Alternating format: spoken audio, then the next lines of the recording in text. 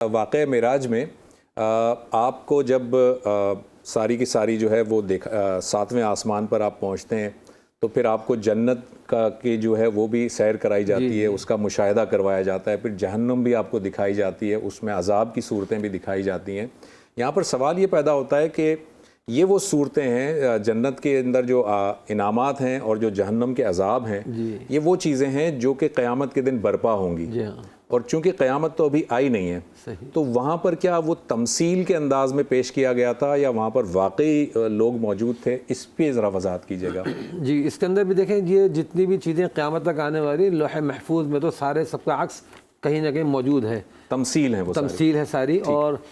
ये पास present future माजी हाल मुस्तकबिल तो सिर्फ दुनिया में हमारे लिए, स्पेस में जाने के बाद ये सब चीज़ें ख़त्म हो जाती हैं। तो जनाब नबी करीम सल्लल्लाहु अलैहि वसल्लम की ये भी समझे मुअज़्ज़ा है और आपकी एक वो है फजीलत है कि आप सल्लल्लाहु अलैहि वसल्लम को वो तमाम चीज़ें एक तमसीली तौर पे कह लें कि बाकायदा तौर पे दिखाई गई कि जो सूदखोर का अंजाम है कि जी वो किस तरह उसके ऊपर सर पे पत्थर मारा जा रहा है, को इबरत हो और उसको आप सल्लल्लाहु अलैहि वसल्लम बाकायदा खुद अपने नज़र करम से देखा, सब चीज़ों को जन्नत के ऊपर नज़र करम फरमाई, आपने नज़र मुबारक देखी। इसी तरह जो गीबत करने वाले, बदनज़री करने वाले और बदकारियाँ करने वाले, उन सब के जो अंजाम है वो आपने सब अपने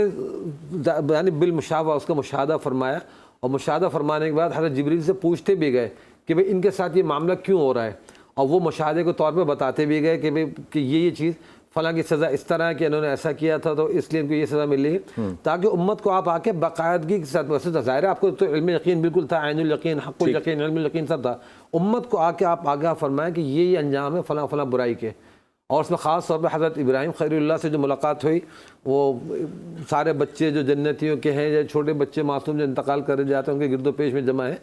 तो यहाँ मैं कहूँगा आलम बरज़ख या आलम बाला की बहुत सारी चीज़ ऐसी है जिसको हम यहाँ पे कोई पूरी तरह से अपने अल्फाज में बयान नहीं कर सकते। जैसे हज़रत मूसा अलैहिस्सलाम को अपनी क़ब्र मुबारक में भी देखा, नमाज़ पढ़ते हुए, अरफात में हराम बांधे हुए भी देखा, फिर वो वहाँ मस्जिद अक़सा में मौजूद हैं, वहाँ मुक़्तदी भी हैं, फिर वो सातवें आसमान पे भी मिले, उन्हें मशवरा भी ज़ाहिर है वो हम बयान नहीं कर सकते। यू आर राइट कि जी वो क्या चीज़ है, इसलिए बस जितना ईमान हमें हमारी जो नाक़िस अक़ल है वो शायद उसका अहाता कर भी नहीं सकती। यू आर राइट, बिल्कुल ठीक है।